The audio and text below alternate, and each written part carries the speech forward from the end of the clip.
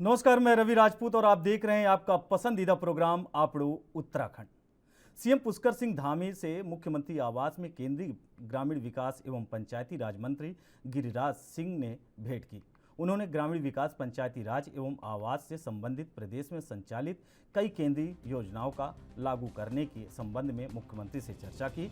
मुख्यमंत्री ने कहा कि राज्य की विपरीत भौगोलिक परिस्थिति, पर्वतीय क्षेत्र में भारी बरसात, अत्यधिक ठंड और सड़कों के लिए वन और पर्यावरण से संबंधित स्वीकृतियों में समय लगने के कारण निर्माण कार्य में देरी लग रही है।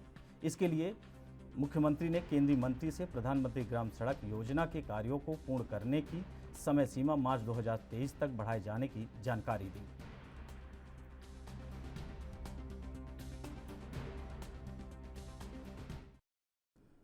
वहीं राजधानी देहरादून में क्लीन सिटी ग्रीन सिटी के नाम से एक कार्यक्रम का आयोजन किया गया, जिसमें प्रदेश के मुख्यमंत्री पुष्कर सिंह धामी ने शिरकत की। इस दौरान उन्होंने यहां आए सभी लोगों को संबोधित करते हुए कहा कि हमारी सरकार का सपना है राजधानी देहरादून को ग्रीन और क्लीन बनाना। उन्होंने कहा कि इसके लिए हम सबको हफ्ते में 2 घंटे का समय जरूर निकालना चाहिए और यह हम सब के लिए सामूहिक जिम्मेदारी भी बनती है।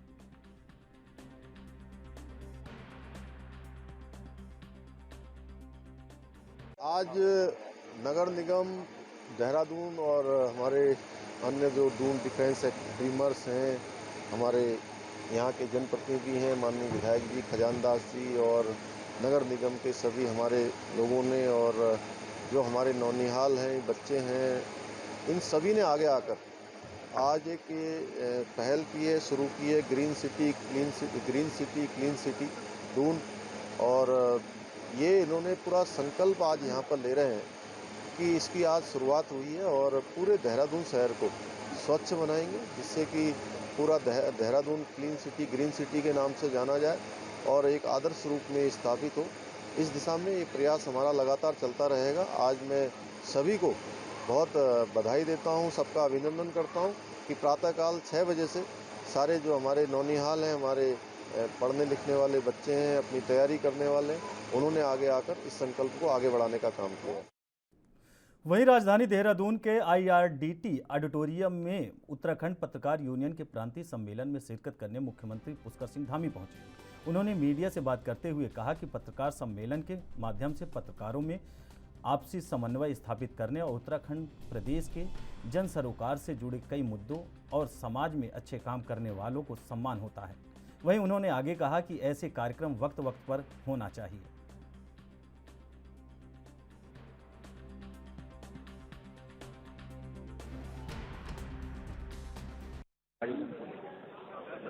पत्रकारों का सम्मेलन निश्चित रूप से सभी पत्रकारों के लिए आपस में समन्वय करने का और एक दूसरे से मिलने का और साथ ही में प्रदेश से जुड़े हुए जो सरोकार के मुद्दे होते हैं और ऐसी प्रतिभाएं जिन्होंने समाज में अच्छा काम किया है, ऐसे सम्मेलनों के माध्यम से जिनको सम्मानित किया जाता है, तो निश्चित रूप से कहीं ना कहीं उनका प्रोत्साहन होता है और इस प्रकार के कार्यक्रम होते रहते हैं।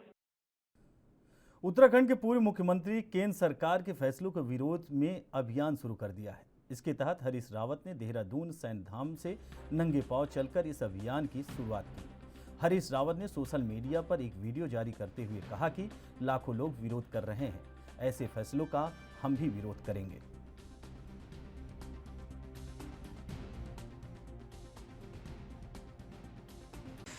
मैंने ये तय किया है कि अगले 4-5 दिन में भी राष्ट्रीय स्तर पर केंद्र सरकार कोई निर्णय नहीं लेगी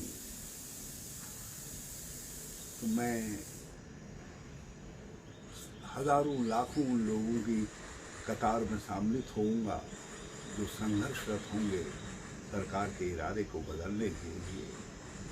और अपने उसी क्रम में मैं एक गैर राजनीतिक अभियान अपने सैन्य धामों से, जहाँ सैन्य स्मारक हैं, वहाँ से प्रारंभ करूँगा, जिसमें नंगे पांव गरम सड़क पर जितना चल सकेंगे 100 मीटर, 200 मीटर, 1000 मीटर चलेंगे। और मैं इस अभियान में अपने उन साथियों को सम्मिलित करूँगा जिन्होंने अपने जीवन के 70 वसंत पार करने। मैं राजनीतिक दल के रूप में नहीं, बल्कि एक गौरवशाली उत्तराखंड के नागरिक के तौर पर अपने इस अभियान को प्रारंभ करूंगा और ये शौर्य स्थल देहरादून से। केंद्र सरकार की अग्निपथ योजना का विरोध कर रहे युवाओं पर हल्द्वानी में हुए लाठीचार्ज के विरोध में आज कांग्रेस ने कैंडल मार्च निकाला। वहीं कैंडल मार्च में सैकड़ों की संख्या में कांग्रेस कार्यकर्ता शामिल हुए। इस दौरान कांग्रेस प्रदेश अध्यक्ष करण महरा और नेता प्रतिपक्ष यशपाल आर्य सहित पार्टी के कई विधायक भी मौजूद रहे। फौज की तैयारी कर रहे युवा भी कांग्रेस के इस कैंडल मार्च में शामिल होकर विरोध प्रदर्शन करते नजर दिखे। इस दौरान उन्होंने एसडीएम कोर्ट के बाहर एक्सरसाइज किया। कैंडल मार्च के दौरान भारी संख्या में पुलिस और प्रशासन के अधिकारी मौजूद रहे। देखिए, देश के युवाओं के साथ, देश के नौजवानों के साथ केंद्र सरकार, मोदी जी की सरकार खिलवाड़ कर रही है, उनके साथ धोखा कर रही है। और जिस तरह से अग्निपथ के नाम पर, रोजगार के नाम पर देश के युवाओं को छलने का काम कर रही है, कांग्रेस को बर्दाश्त नहीं। फौज की पेंशन पे डिपेंडेंट करती है। हमारे यहाँ पैदा होने वाला बच्चा उसी दिन से सपना देखने लगता है कि वो अपनी पिता की जैसी वर्दी पहने और देश की सुरक्षा में जाए। हमारे यहाँ का रिवाज है कि हर घर से कम एक व्यक्ति फौज में होता है। आज वो सपना टूटा है। उत्तराखंड की इकोनॉमी को ख़त्म करने के रूप में मैं इसको देखता हूँ। कल को जब 4 साल नौकरी करने के बाद बच्चा घर आएगा, उसको पेंशन नहीं मिलेगी। आखिर वो 21 साल का बच्चा जाएगा कहाँ? ये कह रहे हैं हम उनको पुलिस में नौकरी देंगे, कोई कह रहा हम उसको चौकीदार बना देंगे। अरे पुलिस में भी तो उतनी ही भर्ती होंगी जितनी रिक्तियाँ होंगी। क्यों बेवकूफ़ बना रहे हैं? और जब हर साल लाखों लोग बेरोजगार होकर घर आएंगे और वो ट्रेंड होंगे, आम चलाने में ट्रेंड होंगे, उस समय लॉ एंड बार बार लगातार भारतीय जनता पार्टी की जो नीति रीति है उसके खिलाफ जन आंदोलन एक संकेत बन चुका है कि ये जो निर्णय लेते हैं ये केवल अपने मन की बात करते हैं। जनता के हृदय का दर्द इनके बिल्कुल ना कानों में जाता है, ना इनको आंखों से दिखता है। तो इससे केवल धार्मिक उन्माद फैलाकर राज कर रहे हैं। कोई इनकी नीति रीति ऐसी नहीं है। अर्थशास्त्री को जीएसटी समझ में नहीं आया, अल्पसंख्यक समुदाय वालों को सीएनआरसी समझ में नहीं आया, और क्या कहते हैं अर्थशास्त्री को नोटबंदी समझ में नहीं आई। अब आर्मी वालों को अग्निपथ समझ में नहीं आ रहा, इनकी समझ में लेकिन सब कुछ। देश भर में अग्निपथ योजना को लेकर जहां हर तरफ विरोध देखने को मिल रहा है, वहीं इसी को लेकर राज्यपाल गुरमीत सिंह ने राजभवन से मीडिया से वार्ता की और कहा अग्निपथ योजना से देश की सेना और ज़्यादा शक्तिशाली होने वाली है। वहीं उन्होंने कहा कि 75% अग्निवीर 4 साल में अपने राष्ट्र की सेवा करने के बाद समाज में जाएंगे तो वह अनुशासन, समाज, देश के प्रति उनका प्रेम बढ़ेगा। कुछ आगजनी के इंसिडेंट हैं, कुछ विद्रोह है, कुछ डिस्ट्रक्शन किया गया है। ये जो इनडिसिप्लिन है ये बिल्कुल एक्सेप्टेबल नहीं है और किसी भी पैमाने पर ये जस्टिफाइबल भी नहीं है। मैं तो कहूँगा ये वो तत्व हैं जो घबरा गए हैं कि देश की जो सेना है वो किस शक्ति की तरफ बढ़ रही है। और मैं इससे मेरे को एक और चीज़ ऐसा लगता है कि अग्निवीर जब 4 साल के बाद में जो 75% हमारे जो अग्निवीर मुख्य धारा में जाएंगे, वो जो एक मैसेज लेके जाएंगे डिसिप्लिन का और राष्ट्र निर्माण का, वो अपने आप में एक बहुत बड़ा कदम होगा। और सबसे बड़ी बात ये है कि सरकार ने जो रिलैक्सेशन दिया है कि पैंडेमिक के टाइम पर रिक्रूटमेंट में थोड़ी चुनौतियाँ थी। MHA, MOD ने जो 10% उनको एम्प्लॉयमेंट के बारे में एक कमिटमेंट की है। और इसके अलावा मुझे खुशी है कि मिनिस्ट्री ऑफ सिविल एविएशन ने भी कहा है कि वो जो अग्निवीर जो 75% जो 4 साल के बाद आएंगे उनको एम्प्लॉयमेंट देगी। और एक बात और खुशी है कि ख़ास तौर पर उत्तराखंड, उत्तर प्रदेश, मध्य प्रदेश और हरियाणा ने जो आगे बढ़कर ये कहा है कि स्टेट की पुलिस फोर्स, MHA ने जो कहा है कि पैरामिलिट्री फोर्स, उसमें 10% उनको एम्प्लॉयमेंट दिया जाएगा। और मुझे विश्वास है कि इसके अलावा बहुत सारे जो हमारे व्यवसाय हैं, हमारे प्राइवेट सेक्टर हैं, वो भी आगे बढ़कर ऐसे ही। प्रदेश भर में चल रहे अग्निपथ योजना के विरोध प्रदर्शन को लेकर मुख्यमंत्री पुष्कर सिंह धामी ने कहा कि इस योजना के माध्यम से लाखों बच्चों को रोजगार मिलेगा और केंद्र सरकार की ओर से ये योजना लॉन्च की गई है। अग्निपथ योजना को लेकर पूरे देश में अलग अलग हिस्सों में समेत प्रदेश भर में युवाओं का विरोध प्रदर्शन देखने को मिल रहा है, जिसके चलते अब तक करीब 400 से ज़्यादा प्रदर्शनकारियों पर पुलिस कार्रवाई कर चुकी है। मीडिया के माध्यम से मुख्यमंत्री पुष्कर सिंह धामी ने युवाओं से अपील की है कि अग्निपथ योजना को लेकर विरोध की दिशा में जाना बेहतर नहीं है और साथ ही कहा कि प्रधानमंत्री मोदी अग्निपथ योजना के माध्यम से युवाओं को रोजगार देने का रास्ता खोल रहे हैं। क्या लग रहा है, क्या देखिए सरकार इसे समझा नहीं पाई युवाओं को, या फिर किसी की चाल है, कोई रोटी सेकना चाहता है राजनीतिक पार्टी? नहीं, देखिए ये मैं कहूँगा कि सभी नौजवानों को इस दिशा में जो है नहीं जाना चाहिए। सभी लोगों को जो आज एक माननीय प्रधानमंत्री जी ने एक रास्ता दिया है और उसके साथ साथ जो 25% लोग जो है सीधे सीधे उसी चीज़ को कंटिन्यू करेंगे और कंटिन्यू करने के साथ साथ जो लोग रह जाएंगे उनको विभिन्न सेवाओं में उनको अनेकों अवसर मिल। अग्निपथ योजना का जहां देश के अलग अलग राज्यों में विरोध देखने को मिल रहा है, वहीं कांग्रेस पार्टी ने भी शांतिपूर्ण तरीके से युवाओं का समर्थन देने की बात कही है। राजधानी देहरादून में आयोजित एक प्रेस वार्ता में कांग्रेस पार्टी के पूर्व प्रदेश अध्यक्ष प्रीतम सिंह ने कहा, अग्निपथ योजना में बहुत कुछ साफ नहीं है। आखिर अग्निवीरों को 4 साल के बाद क्या होगा और जो सेना से जुड़े सीक्रेट युवाओं के हाथ लगेंगे और अब वो 4 साल के बाद से सेना से जब बाहर जाएंगे तो उसका क्या होगा? यह देश की सुरक्षा के लिए खतरा है। उनका कहना है कि कांग्रेस पार्टी युवाओं का सम्मान करती है, उनका समर्थन करती है। कांग्रेस पार्टी अग्निपथ योजना को वापस लेने की मांग भी करती है।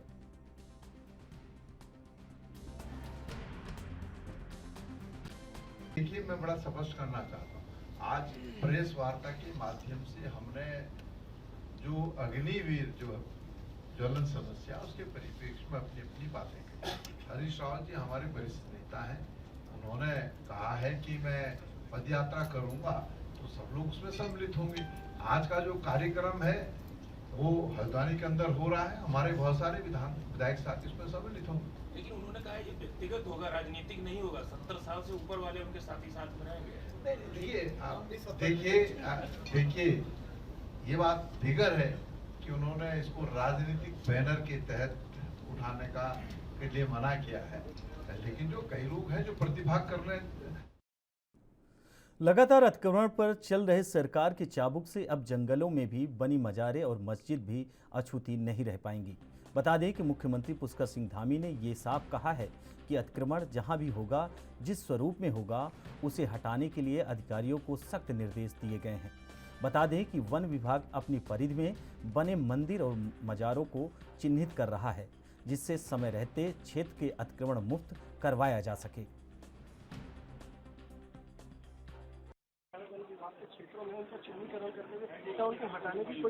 नहीं, अतिक्रमण जितना भी है उस अतिक्रमण को जो है हटाया जाएगा। उस अतिक्रमण वहीं उत्तराखंड के अल्मोड़ा में आज बीजेपी की जिला कार्य समिति की बैठक आयोजित की गई, जिसे बीजेपी पार्टी के कार्यालय में आयोजित इस बैठक में संगठन के कई पदाधिकारी और कार्यकर्ताओं ने हिस्सा लिया। वहीं बैठक में मुख्य अतिथि और कैबिनेट मंत्री रेखा आर्य पहुंची, जहां उन्होंने कहा कि देश में आज भाजपा परिवार लगातार बढ़ता जा रहा है और कार्यकर्ताओं की मेहनत की बदौलत आज भाजपा पूरे विश्व में सबसे बड़ी पार्टी बनकर उभरी है। मंत्री ने कहा कि कार्य समिति की बैठक के माध्यम से संगठन की मजबूती पर चर्चा की जा रही है, साथ ही समर्पित कार्यकर्ताओं का कद बढ़ाने को लेकर भी चर्चा की जाएगी। देखिए, भारतीय जनता पार्टी का संगठन हमेशा से सक्रिय रहा है।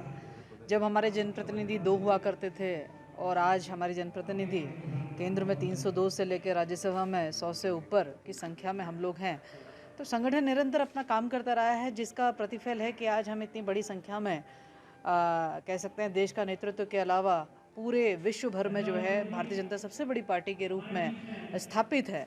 तो ये संगठन के निरंतर कार्य है और इससे पहले राष्ट्रीय कार्य समिति हुई थी, उससे बीच में प्रदेश कार्य समिति हुई, निश्चित रूप से आज जिले कार्य समिति है और उसके बाद मंडल कार्य समिति है। इन कार्य समितियों के माध्यम से कुछ हमारे जो हमारे संगठन के पदाधिकारी हैं वो प्रदेश वाले राष्ट्रीय स्तर पर जाते हैं और जो जिले वाले हैं वो प्रदेश स्तर पर जाते हैं, वहाँ की ऊर्जा लेकर जो है मंडलों तक उस ऊर्जा को पहुँचाने का काम करते हैं। सरकार किस प्रकार से काम कर रही है वह भी पक्ष रहता है। माननीय मुख्यमंत्री जी का जो चुनाव रहा, कितना बेहतर और सबसे लोकप्रिय मुख्यमंत्री बनकर जनता ने उनको उभार कर दिया है, वो विषय का समर्थन और धन्यवाद भी है। और इसके साथ साथ मैं जिस प्रकार से आने वाले समय में हमने जो मैनिफेस्टो जनता के मध्य में रखा था चुनाव के दौरान में, उसका परिपालन हम किस प्रकार से करेंगे, वो सारी चीज़ों को चर्चा और क्या क्या क्रियान्वयन हो चुका है वो सारी चीज़ों का उल्लेख जो है कार्य समितियों के माध्यम से होता है। तो एक हमारी सामान्य संगठन की गतिविधियां हैं जो कि निरंतर केंद्र सरकार के 8 साल पूरे होने पर भारतीय जनता पार्टी कई कार्यक्रम आयोजित कर रही है। आज हरिद्वार के भारत सेवा आश्रम में गरीब कल्याण सम्मेलन कार्यक्रम का आयोजन किया गया, जिसमें सांसद रमेश पोखरियाल निशंक और प्रदेश के कैबिनेट मंत्री धन सिंह रावत समेत कई बीजेपी नेता शामिल हुए। बीजेपी के इस सम्मेलन में हरिद्वार लोकसभा की सभी 14 विधानसभा से सैकड़ों की संख्या में बीजेपी कार्यकर्ता पहुंचे। कार्यक्रम में मोदी सरकार की 8 साल की उपलब्धियों को गिनाया गया। किसानों को कितना लाभ मिल रहा है, आम जनता गरीब जनता को क्या क्या, चाहे उसके शौचालय का हो, उज्ज्वला गैस हो, उसका ऋण हो, चाहे जनधन के खाते हो, और चाहे वो आवास का हो, चाहे शौचालय का हो, चाहे फ्री विद्युत कनेक्शन का हो, चाहे मुद्रा योजना का हो, चाहे वो आयुष्मान भारत का हो, चाहे अटल आयुष्मान योजना का हो, तमाम योजनाएं हैं जिससे इस प्रदेश के गरीब जो अंतिम छोर में बैठे रहने वाला व्यक्ति था उसको भी लाभ मिला। और इसलिए हम अपने प्रधानमंत्री जी का आभार प्रकट करना चाहते हैं, अपने मुख्यमंत्री जी का भी आभार प्रकट करना चाहते हैं। मोदी सरकार के 8 साल पूरे होने पे एक सुशासन गरीब कल्याण का कार्यक्रम आयोजित किया गया और उसमें हमारे लोकप्रिय माननीय सांसद जी, हमारे सभी विधायक और जितने लाभार्थी थे उनको आज यहाँ पे पार्टी के द्वारा बुलाया गया था और भव्य कार्यक्रम हुआ। और मैं कह सकता हूँ कि आज़ाद भारत में जितना काम हमारे प्रधानमंत्री जी ने गरीबों के लिए किया है आज तक के इतिहास में कभी नहीं हुआ है और पूरे गरीब लोग प्रधानमंत्री जी के साथ। उत्तराखंड के राज्यपाल सरदार गुरमीत सिंह ने नैनीताल राजभवन से कैंची धाम पहुंचकर बाबा नीम करौरी महाराज के दर्शन किए। राज्यपाल और उनके परिजनों ने कैंची धाम मंदिर में बने सभी देवी देवताओं के दर्शन किए। इस दौरान उन्होंने प्रदेश की खुशहाली की कामना की। राज्यपाल ने कहा कि कैंची धाम आकर एक अलग ही आध्यात्मिक शांति की अनुभूति होती है। बाबा नीम करौरी महाराज के बनाया गया मंदिर अलौकिक शक्ति का केंद्र है। यहाँ देश और विदेश से अनेकों भक्त दर्शन करने आते हैं, जो उत्तराखंड का सौभाग्य है।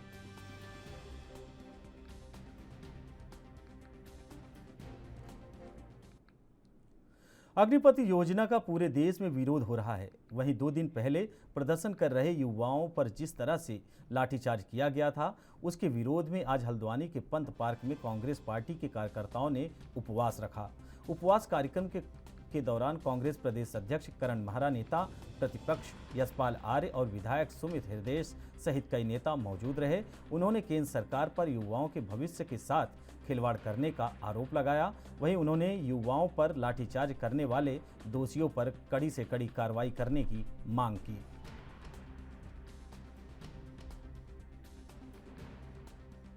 देश के युवाओं के साथ, उनके भविष्य के साथ खिलवाड़ कर रही है। एक छल है, धोखा है।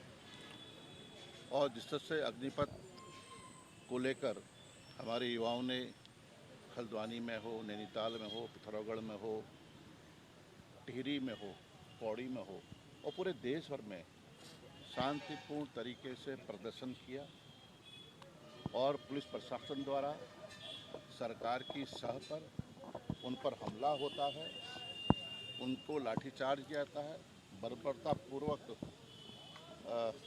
हमला होता है और कई हमारे युवा साथी जो देश के भविष्य हैं वो घायल हो जाते हैं।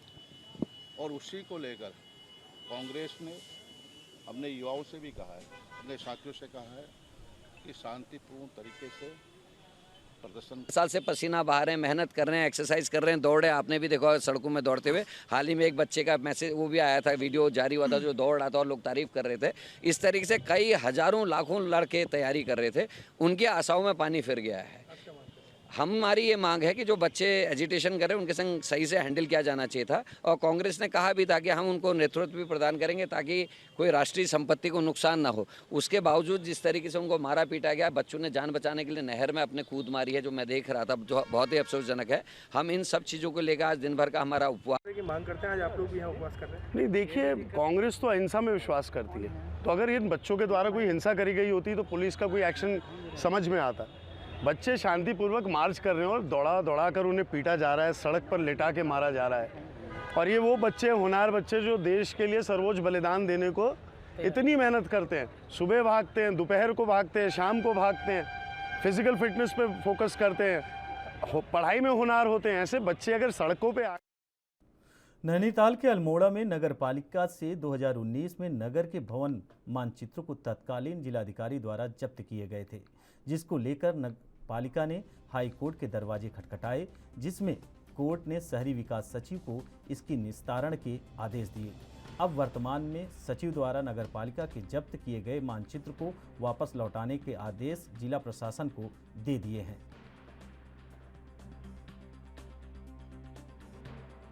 यहाँ पर जो अल्मोड़ा नगर क्षेत्र के भवन मानचित्र हमारे पास रखे हुए थे, यहाँ की जनता के जो भवनों के मानचित्र, उन्हें पिछले जिलाधिकारी के आदेश से जो है 24 दिसंबर 2019 को यहाँ से ज़बरदस्ती अपहरण कर लिया गया।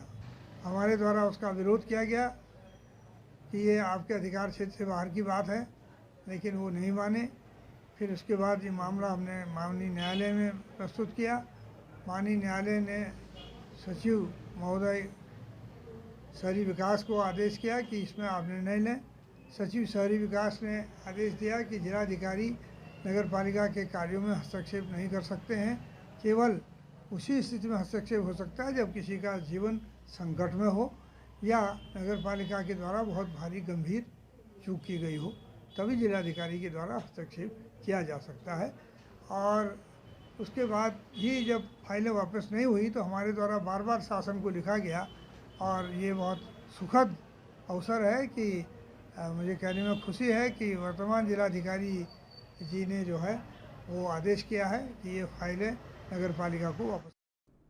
उधम सिंह नगर के खटीमा कोतवाली में धारा 376 व पॉक्सो एक्ट में वांछित चल रहे इनामी अपराधी को उत्तराखंड एसटीएफ ने गिरफ्तार कर लिया है।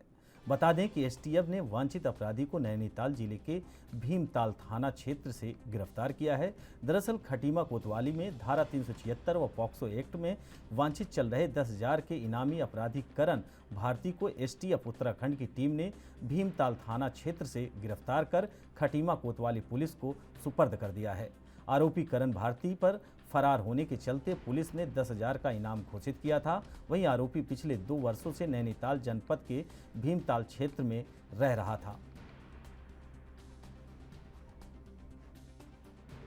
खटीमा में पंजीकृत एफआईआर नंबर 227/2020 में धारा 363, 366, 376 आईपीसी व 5/6 पॉक्सो एक्ट में एक अभियुक्त था करण भारती, पिता का नाम सियाराम, निवासी अलवाड़ा बीसलपुर पीलीभीत। ये वांछित था जिसमें 10,000 रुपये का इनाम था, जिसे आज एसटीएफ द्वारा भीमताल से गिरफ्तार किया गया है। और इसमें उत्तराखंड के रामनगर में राजस्व एवं वित्त अशोक जोशी ने तहसील सभागार में आयोजित शिविर में जनता की समस्याओं को सुना। शिविर में 30 से अधिक लोगों ने अपनी समस्याओं को रखा। वहीं अपर जिलाधिकारी अशोक जोशी ने बताया कि जनता के द्वारा विभिन्न प्रकार की समस्याएं रखी गई हैं, जिसमें मुख्य रूप से क्षतिग्रस्त नहरों की मरम्मत, रोडवेज डिपो में यात्रियों को हो रही परेशानियों का सामना करना पड़ रहा है, पेंशन को लेकर समस्या भी रखी गई है। वहीं उन्होंने बताया कि सभी समस्याओं से संबंधित विभाग के अधिकारियों को सौंपते हुए उनका समाधान करने के निर्देश दिए गए हैं। देखिए 30 लोगों की अभी शिकायतें आई हैं। ये कई मतलब अलग अलग टाइप की हैं। रोडवेज बस स्टेशन में यूटिलिटीज जो पब्लिक के लिए जो सुविधाएं होनी चाहिए उसके संबंध में हैं, कुछ लोगों के अपनी भूमि के दाखिल खारिज के संबंध में हैं, कुछ कोर्ट के मामले हैं। तो ये अलग अलग टाइप की समस्याएं आई हैं। सिंचाई विभाग की कुछ नहरें जो हैं वो क्षतिग्रस्त हैं, उनके पुनर्निर्माण के संबंध में। तो ये संबंधित विभागों को हम कह रहे हैं जिसमें जिस तरीके से समस्या का समाधान हो सकता है उस तरीके की कार्रवाई करने के लिए निर्देशित किया गया है।